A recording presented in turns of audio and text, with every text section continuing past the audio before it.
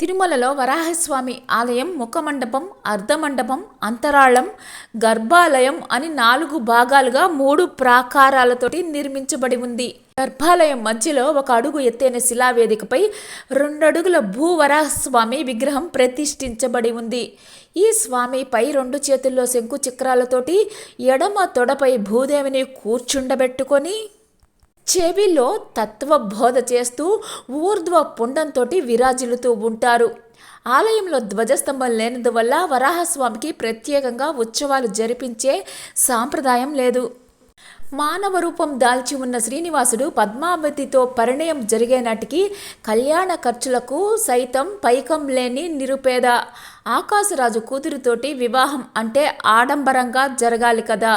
చేతిలో చిల్లిగవ్వ లేదు. ఏం చేయాలో తోచక మదన పడుతుంటే స్నేహితుడై శివుని సిఫార్సు మేరకు కావలసిన పైకాన్ని రుణంగా ఇవ్వడానికి కుబేరుడు సిద్ధమవుతాడు. అక్షరాల 14 లక్షల రామచంద్ర ముద్రలు కలిగిన బంగారు కాసులు అప్పుగా ఇచ్చేట్లు ఒప్పందం ఖరారైంది. ప్రతి 100 కాసులకు 1 కాసు వడ్డీ చెల్లించటానికి, రుణ మొత్తాన్ని యుగాంతంలో తీర్చివేయడానికి స్వామివారు అంగీకరించారు. ఈ చర్చోపచర్చలు రాతకోతలన్నీ ఆదివరాహ క్షేత్రంలోని అశ్వత్థ వృక్ష నీడలో హేవళంబి నామ సంవత్సర చైత్రశుద్ధ దశమి రోజు జరిగాయి. పై షరతులన్నీ అంగీకరిస్తూ స్వామివారు కుబేరునికి రాసి ఇచ్చినట్లుగా చెప్పబడుతున్న ఆ కాలపు ప్రామిసరీ నోటు ఈ మధ్యకాలం వరకు వరాహస్వామి ఆలయం గోడ మీద ఉంది. ఇటీవలే ఆ నోటుని తిరుమలలో ఉన్న వస్తు ప్రదర్శనశాలకు తరలించారు.